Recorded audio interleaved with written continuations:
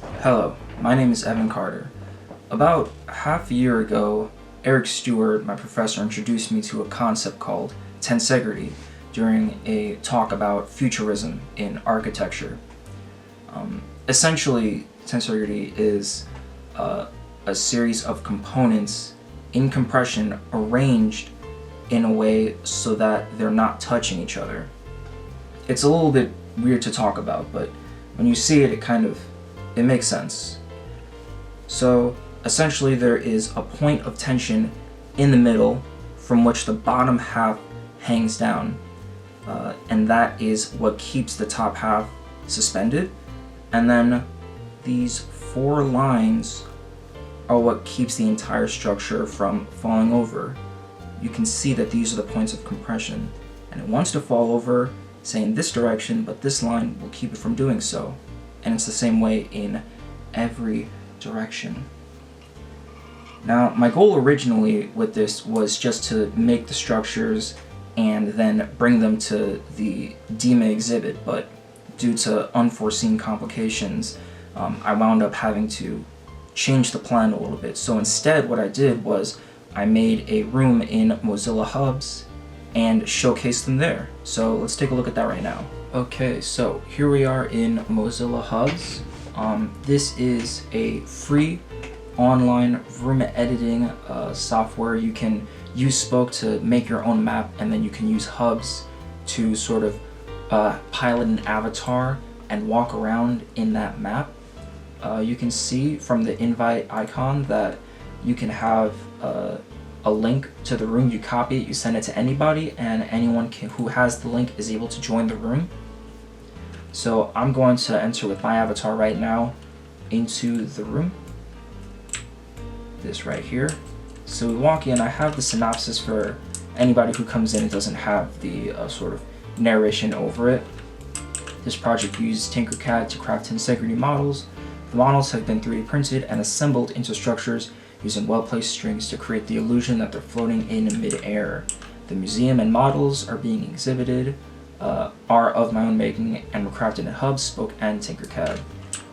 Okay, so first things first, what is Tensegrity? I brought it up before, but Tensegrity is a concept that uses isolated components in compression in a net of continuous tension in such a way that the compressed members, usually bars or struts, do not touch each other. Originally, I did think that I would be making a lot of different types of structures, but what I wanted to do was have the model of a sort of table-like structure where there was a clear top half, bottom half, and a point of tension in the middle of it. So you can see that these are some early attempts here.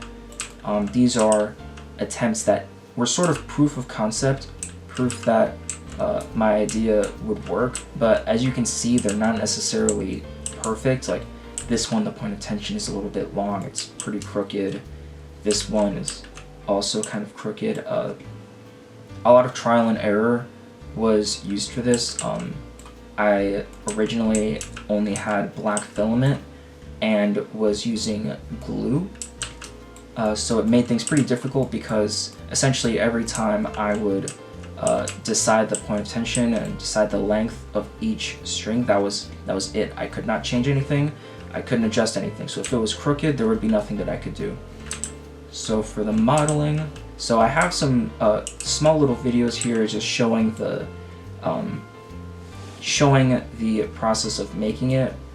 These were already made. I made them a pretty long time ago.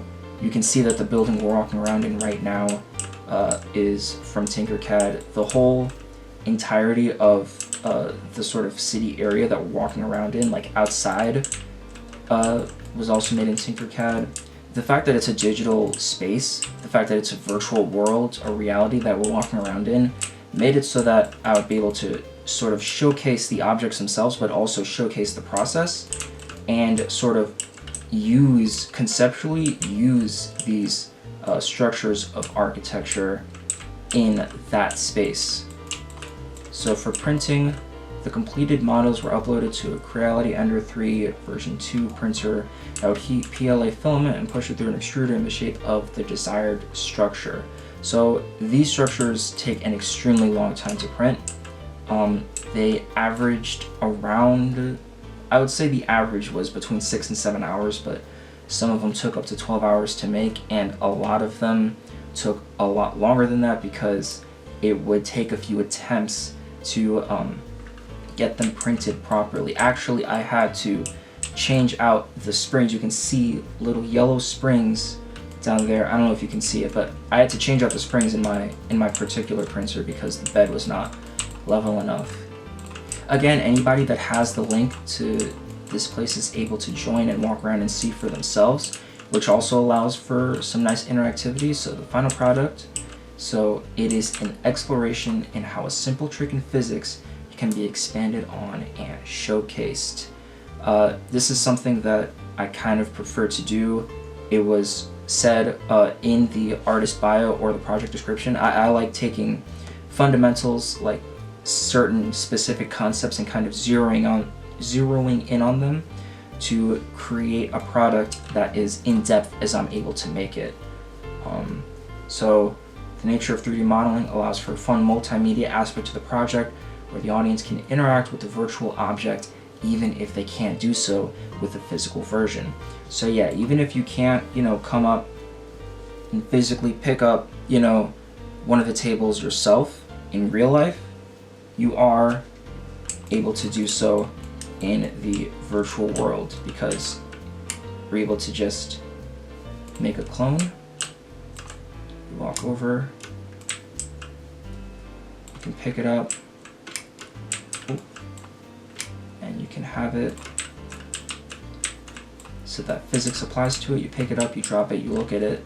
It's not the same as physically seeing it, but that's why I have the photos here of the final products.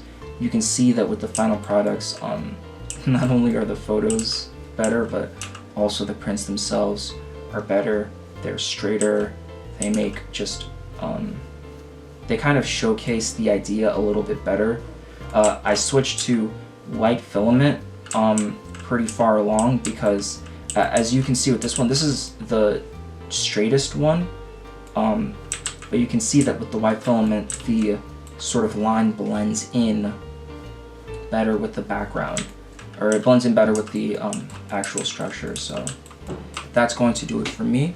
I really appreciate you guys watching. Again, if you ever get the link to the room, you can come in and take a look for yourself. Feel free to do so. Again, I appreciate it. Thank you very much.